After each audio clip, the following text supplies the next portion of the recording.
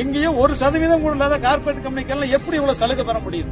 இந்த நாட்டுல பெரும்பான்மை இருக்கக்கூடிய விவசாயிகள் ஏன் இந்த சலுகை பெற முடியுது யோசிச்சு பாருங்க. ஏன்னா நாம விவசாயிகளாக இந்த அரசை அணுகுவதே இல்லை, விவசாயில ஒன்று சேர்வதே இல்லை. நாம அரசியல் சார்பற்று கோரிக்கை சார்ந்து விவசாயிகளை ஒருங்கிணைக்க அந்த கோரிக்கை தான் மிகப்பெரிய இந்த நாட்டோட அரசியலாக மாறும். அரசியலுக்கு அடிமையாக சென்றுவிட்ட விவசாயிகளை மீட்டு அரசியலில் நமக்கு அடிமையாக மாற்றினாலும் நம்ம கோரிக்கைகள் நாம் ஒற்றுமையை ஏற்படுத்தினால் மட்டும்தான் நமக்கு மாற்றம் வரும். ஜனநாயகம் என்பது நமக்கு கிடைச்சிருக்க மிகச்சிறப்பான வழி. இதில் நாம் அதிக அளவில் ஒற்றுமையாக தான் நமக்கு அதிக அளவில் பலன்கள் கிடைக்கும்.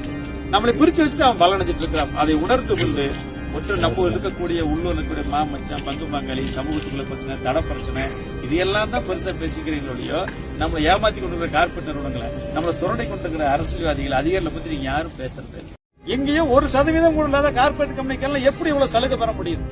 இந்த நாட்டுல பெரும்பான்மை இருக்கக்கூடிய விவசாயிகள் ஏன் இந்த சலுகை பெற முடியுது யோசிச்சு பாருங்க. ஏன்னா நாம விவசாயிகளாக இந்த அரசை அணுகுவதே இல்லை, விவசாயில ஒன்று சேர்வதே இல்லை.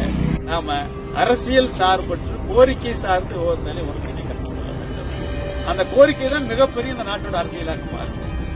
அரசியலுக்கு அடிமையாக சென்றுவிட்ட விவசாயிகளை மீட்டு அரசியலில் நமக்கு அடிமையாக மாற்றினாலும் நம்ம கோரிக்கைகள் நாம் ஒற்றுமையை ஏற்படுத்தினால் மட்டும்தான் நமக்கு மாற்றம் வரும். ஜனநாயகம் என்பது நமக்கு கிடைச்சிருக்க மிகச்சிறப்பான வழி. இதில் நாம் அதிக அளவில் ஒற்றுமையாக தான் நமக்கு அதிக அளவில் பலன்கள் கிடைக்கும். நம்மளை பிரிச்சு வச்சு அவன் பலனடைஞ்சிட்டு இருக்கிறான். அதை உணர்ந்து கொண்டு நம்ம இருக்கக்கூடிய உள்ளூர் இருக்கக்கூடிய மாமச்சான், பங்கு பங்காளி, சமூகத்துக்குள்ள பிரச்சனை, தட பிரச்சனை, இது எல்லாம் தான் பெருசா பேசிக்கிறீங்களோ, நம்மளை ஏமாத்தி கொண்டிருக்கிற கார்பரேட் நிறுவனங்களை, நம்மளை சுரண்டை கொண்டிருக்கிற அரசியல்வாதிகள், அதிகாரிகளை பத்தி நீங்க யாரும் பேசுறது?